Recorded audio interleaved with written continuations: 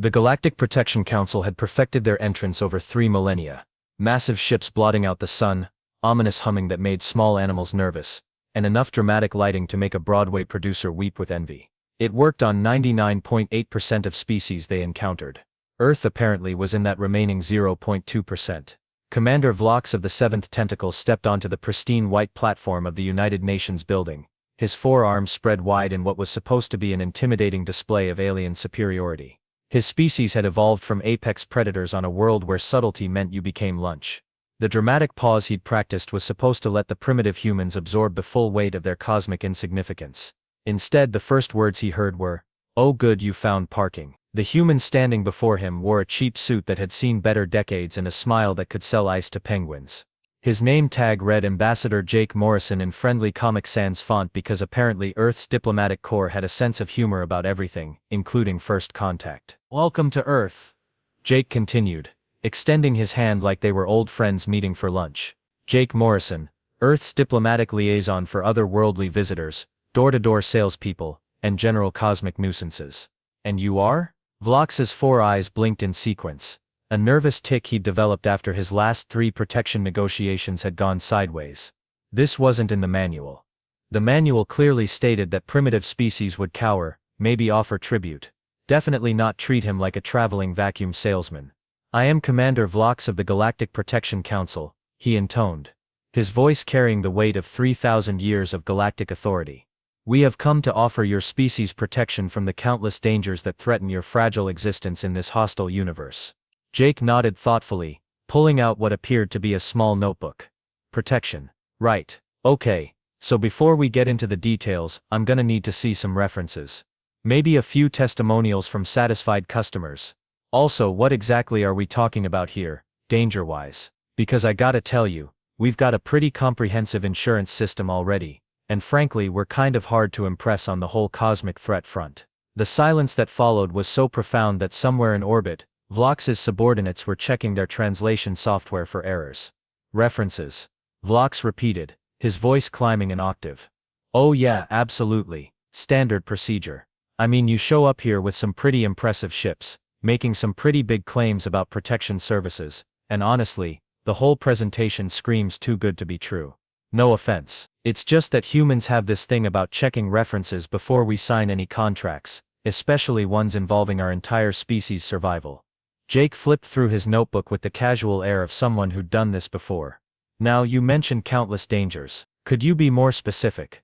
Are we talking asteroid impacts? Because we've got Bruce Willis for that. Alien invasions. We've got Will Smith. Cosmic horror from beyond the veil of reality. We've got Sigourney Weaver, and she's gotten really good at that stuff." Commander Vlox felt something he hadn't experienced in centuries: confusion. Not the tactical confusion of facing an unexpected enemy, but the existential confusion of realizing that somewhere along the way, the universe had stopped making sense. "Your species references, entertainment figures, as military assets."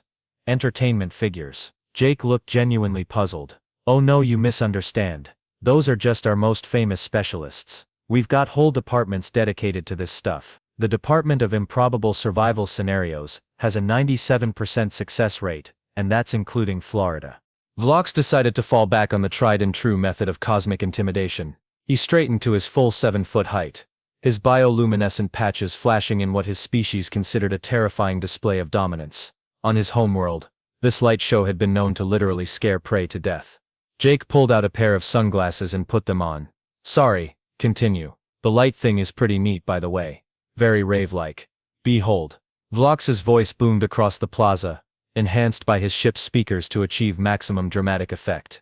"Your pathetic world sits at the crossroads of 17 different galactic trade routes. Even now, the devouring swarm of Andronis creeps closer to your solar system, consuming entire planets in their endless hunger.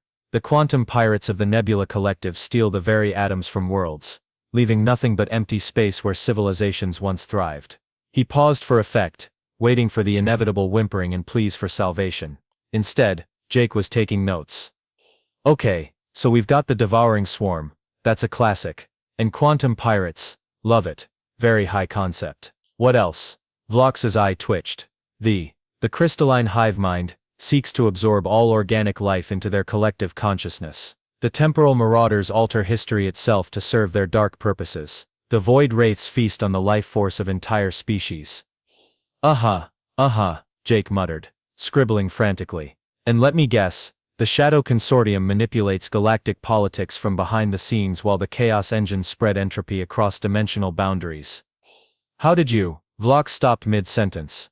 That information is classified at the highest levels of galactic security. Jake looked up from his notebook with the expression of someone who'd just been vindicated in a long-standing argument. Let me tell you something about humans, Commander.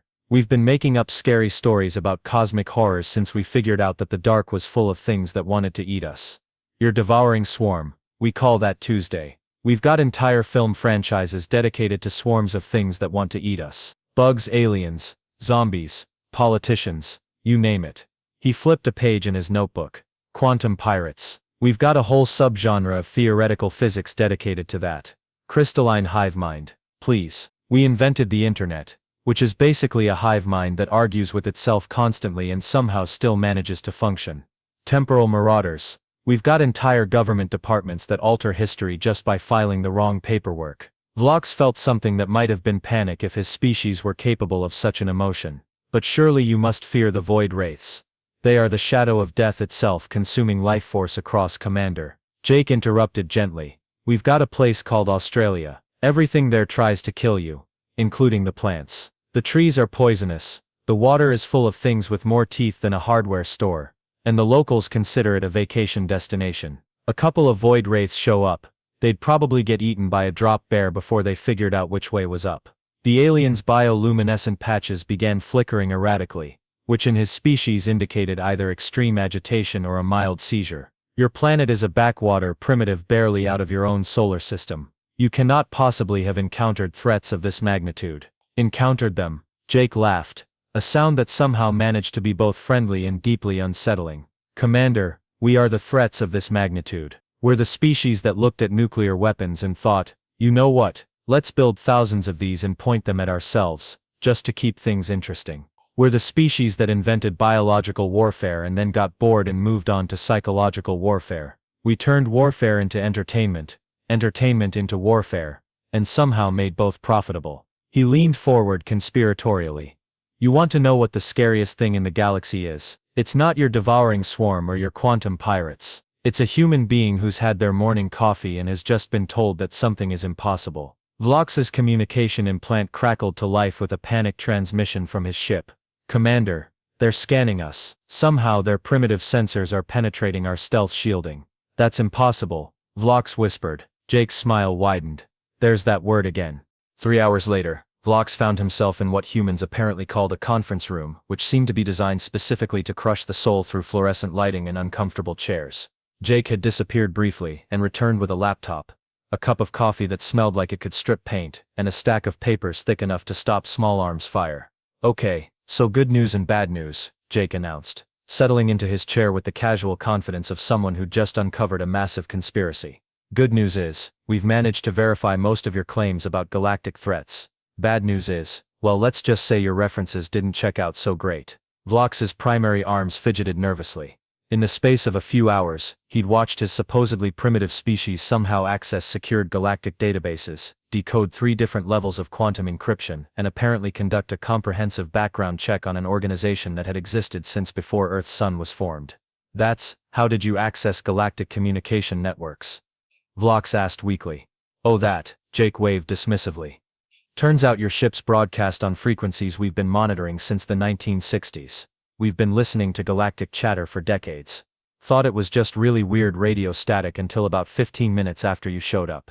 Then our linguists realized it was actually a language, and our computer guys realized it was actually dozens of languages, and our intelligence guys realized it was actually an entire galactic civilization that apparently never heard of basic communication security. He flipped open the laptop, and Vlox caught a glimpse of what appeared to be a real-time translation of galactic standard text scrolling across the screen. Seriously, you guys broadcast everything unencrypted. Trade routes, military positions, internal memos, personal messages. It's like the galaxy's biggest group chat, and nobody ever thought to make it private. But the quantum encryption protocols were adorable, Jake interrupted. Our 12-year-olds crack better security when they're trying to get around parental controls on the family computer. Speaking of which, let's talk about the Galactic Protection Council's actual business model. He turned the laptop around, revealing what appeared to be a comprehensive organizational chart of the GPC, complete with financial records, operational reports, and what looked suspiciously like a customer satisfaction survey with really bad ratings. So here's the thing, Jake continued, pulling out a pair of reading glasses that made him look like a disappointed accountant. The devouring swarm of Andronis? You guys created them, uplifted a bunch of local predators on Andronis Prime, gave them space travel, and then told everyone in the sector they needed protection from the big scary swarm. Very neat business model. Vlox felt his bioluminescent patches dimming to what his species considered the equivalent of a guilty blush. The Council provides essential services to the quantum pirates, Jake read from his notes, are actually a subsidiary of GPC Industries, incorporated under Galactic Commerce Code Section 12.7 Alpha. The crystalline hive mind is a wholly owned shell company. The temporal marauders are literally just your guys with different uniforms. He looked up over his glasses with the expression of someone who'd found exactly what he expected to find and was disappointed anyway. You're not a protection service, Commander. You're a protection racket. You create the threats, then charge people to protect them from threats you created. It's actually pretty ingenious, in a completely unethical sort of way. The room fell silent, except for the humming of fluorescent lights and what sounded suspiciously like Vlox having an existential crisis. The worst part, Jake continued, and I mean this constructively, is that you're not even good at it. Your customer satisfaction ratings are terrible. The planet Zerion filed 17 formal complaints before you finally destroyed their civilization. The aquatic collective of Tau Ceti has been trying to cancel their protection plan for 3 centuries, but apparently, you don't have a customer service department. He flipped through several more pages.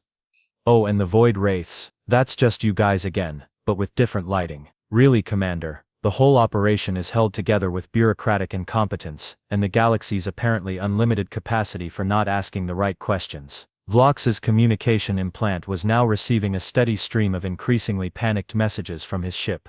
Apparently, humans hadn't just cracked their communications, they'd also somehow managed to download his ship's entire database, reverse engineer 3 different types of alien technology, and were currently in the process of teaching his crew how to play something called poker. But how? Vlox managed to croak. You're a primitive species. You barely discovered faster than light travel. Jake's expression shifted to something that might have been pity if it weren't for the predatory gleam in his eyes. Commander, we didn't discover faster than light travel. We've been listening to you guys talk about it for 60 years. We just never built any because honestly, we've been having too much fun with the home renovation projects. He leaned back in his chair, hands behind his head. See, while you guys have been running your little protection racket across the galaxy, we've been down here perfecting something you apparently never learned. What's that? Due diligence.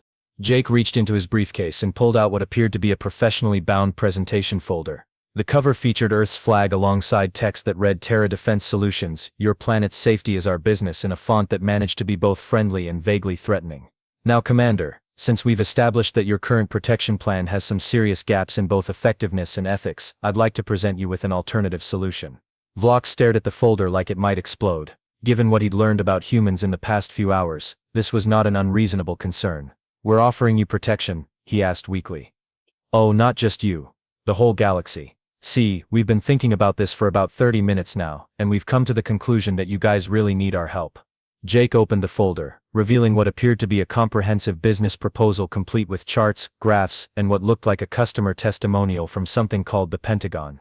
Let's start with our qualifications, Jake began, clicking to the first slide of what was apparently a PowerPoint presentation. Because humans had somehow managed to make first contact with an advanced galactic civilization and immediately turned it into a sales pitch. Humanity has been successfully defending Earth for roughly 200,000 years, with a 100% success rate against extinction-level events.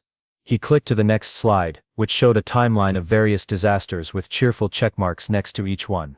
Ice ages, volcanic eruptions, asteroid impacts, global pandemics, nuclear weapons, social media, and something we call reality television. We've survived them all, and in most cases we've managed to turn them into entertainment. Vlox's implant was now broadcasting what sounded like his crew arguing about whether a straight flush beat a full house. Apparently humans had not only taught them poker, but had also introduced them to the concept of betting. Our military philosophy is based on a simple principle, Jake continued. If you can't solve a problem with violence, you're not using enough violence. If you can't solve it with more violence, you're not being creative enough. We've weaponized everything from sharp sticks to the fundamental forces of the universe, and we're not done yet. The next slide showed what appeared to be a diagram of something called Project Florida Man, which seemed to involve using human unpredictability as a strategic resource. For example, our Florida division has developed a tactical doctrine based entirely on doing things that are so insane that enemy forces simply cannot predict or counter them. Last month, one of our Florida operatives successfully defeated an entire army by riding an alligator into battle while dual-wielding pool noodles. The enemy surrendered out of sheer confusion. That's not a real military strategy. Vlox protested. Tell that to the army that surrendered. Moving on, we have our Technical Innovation Division, which has successfully reverse-engineered your entire technological base in approximately 4 hours. They're currently working on improvements. Jake's phone buzzed. He glanced at it and smiled. Oh, good news. Our engineers have figured out how to make your faster-than-light drives about 30% more efficient. Also, they've added cup holders and significantly better Wi-Fi. You've modified our ships. Just the ones in orbit. Don't worry, we left your crew a user manual. It's got pictures. The next slide showed what appeared to be a customer satisfaction survey with ratings that would make any business owner weep with joy. Our current clients include ourselves, which gives us a perfect 5-star rating for customer satisfaction. We've never lost a planet, we've never failed to meet a deadline, and we've never ever charged protection fees for protection from threats we created ourselves. Vlox was beginning to suspect that somewhere in the last few hours, his reality had taken a wrong turn and ended up in a universe where the primitive species were somehow more advanced than the advanced species. But what about the Galactic Protection Council? He asked. We have treaties, agreements, established territorial boundaries. Jake corrected gently.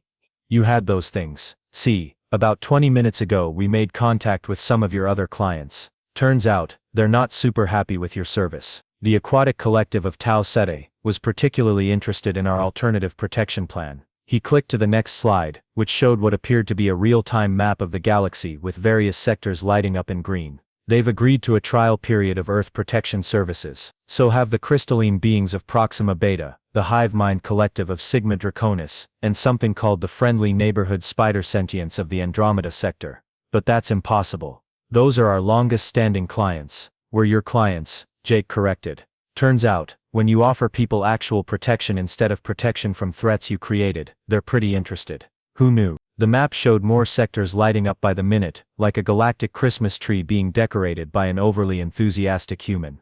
The best part is our pricing structure. Jake continued with the enthusiasm of someone who'd just discovered that the galaxy was full of people who'd never heard of competitive bidding. We charge a flat rate based on actual threats defended against, with a money-back guarantee if we fail to protect your planet. No hidden fees, no artificial threats, and no mysterious enforcement fleets showing up to collect protection money. Vlox realized with growing horror that he was witnessing the collapse of a 3,000-year-old galactic empire, and it was happening via PowerPoint presentation. So Commander, Jake said, closing the folder with a satisfied snap, the question is, would you like to sign up for our protection services, or would you prefer to file a complaint with our customer service department? You have a customer service department. Jake's smile was the kind of smile that had launched 1,000 ships and probably a few wars. Oh yes, we call it the Marines. 2 hours later, Vlox was back on his command ship, frantically trying to contact the Galactic Protection Council's high command, while his crew continued their poker game in the background. The conversation was not going well. What do you mean they've already signed treaties? Vlox shouted into his communicator. We've been here for less than 6 hours. The voice of High Admiral Krex crackled through the speaker with the tone of someone whose day had gone from bad to apocalyptic. Commander, in the time you've been conducting negotiations, this Earth has somehow managed to establish diplomatic relations with 47 of our client species, negotiate mutual defense pacts with 32 separate planetary governments, and apparently teach half the galaxy something called collective bargaining. Through his viewport, Vlox could see other ships beginning to arrive. Ships he recognized, ships that belonged to species that had been paying protection fees to the Council for centuries. Sir, I think we have a bigger problem, Vlox said weakly. It gets worse, Admiral Krex continued. They've also somehow managed to upgrade the communications networks of every species they've contacted. Apparently, the humans have something called tech support, and they've been providing it free of charge. Half our former clients now have better technology than we do. A new voice crackled over Vlox's personal communicator. It was Jake, and he sounded like he was calling from a beach resort. Hey there, Commander, hope you don't mind, but we've made a few new friends. They should be arriving at your location shortly. Oh, and don't worry about the weapon systems they're carrying. Those are just the upgraded versions of your old defense platforms. We made some improvements. Through his viewport, Vlox watched in horror as a fleet of ships that had once been helpless prey species began to surround his vessel. Except now they were sporting weapon systems that looked suspiciously more advanced than anything in the Council's arsenal. Jake, Vlox said carefully. What exactly did you upgrade? Oh, you know, little things. Better targeting systems, more efficient power cores, improved shield generators. Nothing fancy. Our engineers got a little excited when they realized that most galactic technology was about 50 years behind what we consider basic consumer electronics. One of Vlox's crew members, a four-armed being from the Centauri sector, looked up from the poker game. Commander, the humans taught us about something called bluffing. It's fascinating. You pretend to have better cards than you actually have. And sometimes people believe you. That's just lying, Vlox said. No, the crew member corrected. Lying is when you say something false. Bluffing is when you say something false strategically. Humans have apparently built their entire civilization on the distinction. Jake's voice continued over the communicator. Oh, Commander, there's something else you should know. We've been having some great conversations with your enforcement fleet. Turns out, they're not super happy about the whole artificial threat creation's business model either. My enforcement fleet. The ships you called for backup about an hour ago. They're here, by the way. You might want to look out your starboard viewport. Vlox turned to look and felt his heart skip several beats. His enforcement fleet was indeed there, but they were flying in formation with human ships, and displaying what appeared to be a large banner that read Galactic Workers Union, Local 847. Commander, came another transmission, this one from his own fleet captain. We've been talking with the humans about working conditions, and frankly, we think it's time for some changes in management. Also, they introduced us to something called overtime pay, and we're very interested. Jake's voice cut back in, still annoyingly cheerful. See, here's the thing about humans, Commander. We've spent most of our civilization figuring out how to get people to work together instead of trying to scare them into compliance. Turns out, when you treat people well and give them better technology, they're pretty eager to help you out. The poker game in the background had apparently evolved into something more complex, because Vlox could now hear his crew discussing concepts like political representation and democratic decision-making processes. But this is impossible, Vlox protested. We've maintained galactic order for 3 millennia. We have systems, we have protocols, we have really big ships. Had Jake corrected gently.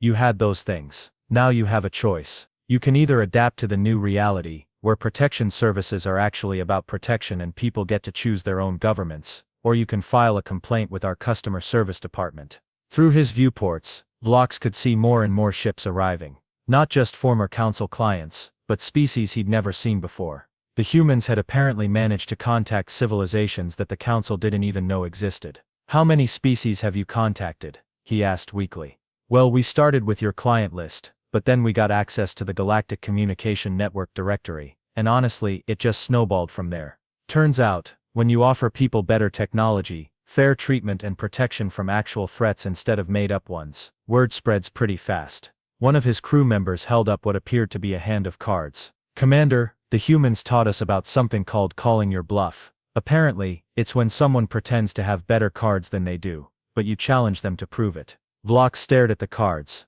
then at the fleet of ships surrounding his vessel, then at the communications board showing dozens of former council territories declaring independence, and finally, at the small blue planet below that had somehow managed to accidentally conquer a galactic empire in less than a day. Jake, he said into the communicator. I think we need to discuss terms of surrender. Surrender?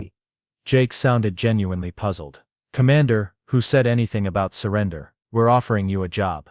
6 months later, Commander Vlox sat in his new office on Luna Station, staring at a computer screen displaying what humans called a spreadsheet. It was, he had come to understand, both humanity's greatest invention and their most terrifying weapon. The spreadsheet currently showed the quarterly efficiency reports for the newly renamed Galactic Mutual Defense Organization, and the numbers were making his four eyes water. Customer satisfaction is up 400%, announced his assistant, a cheerful human named Betty who had somehow managed to organize 3,000 years of bureaucratic chaos into a filing system that actually made sense. Operational costs are down 60%, and we haven't had a single artificial threat incident in 6 months. Vlox rubbed his temples with 2 of his hands while using the other 2 to navigate through tabs labeled Employee Benefits, Vacation Schedules, and something ominous called Performance Reviews. The humans had introduced concepts to galactic civilization that his species had never even imagined, like work-life balance and customer feedback surveys. How are the former high command adapting to their new positions? He asked. Betty consulted her tablet with the efficiency of someone who had single-handedly revolutionized galactic administration. Well, Admiral Krex is doing surprisingly well in customer service. Turns out 3,000 years of intimidating people actually translates pretty well to dealing with difficult complaints, as long as you flip the approach. Instead of threatening customers, he just threatens the problems until they go away. She flipped through several more screens. General Fox has taken to quality assurance like a fish to water. He's been inspecting our defense installations with the same attention to detail he used to use for oppressing civilizations, except now he's making sure they actually work instead of just looking scary. And hi Admiral Krex. He's in HR now. Apparently he has a real talent for conflict resolution, probably from all those years of creating conflicts. He's been mediating disputes between species that have been at war for centuries. Last week he got the crystalline hive mind and the aquatic collective to agree on a joint water crystal cultivation project. Vlox shook his head in wonder.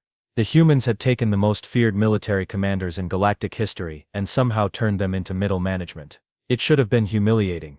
Instead it was the most fulfilling work any of them had ever done. A soft chime indicated an incoming call. Jake's face appeared on the screen, looking remarkably relaxed for someone who had accidentally become the Supreme Galactic Coordinator of a mutual defense organization covering roughly 60% of the known galaxy. Hey Vlox, how's the quarterly report looking?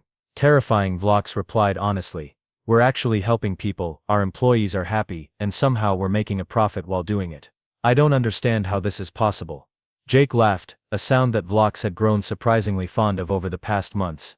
It's called not being cartoonishly evil, Commander. Turns out, when you don't spend half your resources creating fake threats and the other half maintaining massive bureaucracies to cover up the fake threats, you have a lot more time and money to spend on actually helping people. But the efficiency gains don't make sense, Vlox protested, pulling up another spreadsheet. According to these numbers, we're providing better protection services to 3 times as many clients using half the resources we used to need for the old system. That's because we fired the devouring swarm, shut down the quantum pirates, gave the crystalline hive mind actual productive work to do, and turned the temporal marauders into the temporal logistics division. Funny how much easier it is to protect people from threats when you're not the one creating the threats. Through his office window, Vlox could see the construction crews working on the new Galactic Community Center, a project that would have been impossible under the old council system. Representatives from hundreds of species were working together on everything from standardizing translation protocols to establishing the galaxy's first interspecies sports league. Jake, Vlox said carefully, I have to ask. Did you plan all of this? Jake's expression shifted to something that might have been sheepish if it weren't for the glint in his eyes. Plan might be too strong a word. More like, we saw an opportunity to fix a broken system and figured we might as well give it a shot. The thing about humans is, we're really good at improvising. You accidentally conquered a galactic empire. We accidentally liberated a galactic empire. Jake corrected. There's a difference. Conquest implies taking something for yourself. Liberation implies giving something back to the people it belonged to in the first place. Betty knocked on the office door and peeked in. Commander, the representatives from the Outer Rim colonies are here for their 3 o'clock meeting. They want to discuss joining the defense organization. More clients? Vlox asked. More partners. Jake corrected from the screen. We don't have clients anymore. Remember, we have member species who contribute what they can and receive protection based on what they need. It's called cooperation. Humans invented it right around the time we figured out that working together was more effective than hitting each other with rocks. As Vlox prepared for his meeting, he reflected on the strange turn his life had taken. 6 months ago he had been a feared enforcer for a galactic protection racket. Now he was a middle manager in what appeared to be the galaxy's most effective mutual aid society, and somehow, this was the proudest he'd ever been of his work. The Outer Rim representatives filed into his office, a diverse group of species that had been ignored by the old council for centuries. They looked nervous but hopeful, carrying datapads with information about their defense needs and potential contributions to the organization. Welcome, Vlox said, gesturing to the comfortable chairs that had replaced the intimidating throne setup of his old command center. I understand you're interested in joining our mutual defense network. Let's start with what threats you're actually facing, and then we can discuss how we might help each other. As the meeting progressed, Vlox found himself genuinely engaged in problem solving rather than threat creation. It was, he realized, much more satisfying than his old job had ever been. Later that evening, as he prepared to leave the office for something humans called dinner with friends, Vlox received one final message from Jake. By the way, Commander, we've got a new crisis brewing in the Andromeda sector. Some species calling themselves the ultimate dominion of supreme overlords are trying to set up their own protection racket. They're demanding tribute from local systems and threatening to unleash something called the Infinite Armada of Inevitable Doom. Vlox felt a familiar stirring of what his species considered professional excitement. How do you want to handle it? Same way we always do, Jake replied with that predatory smile that had somehow become reassuring rather than terrifying.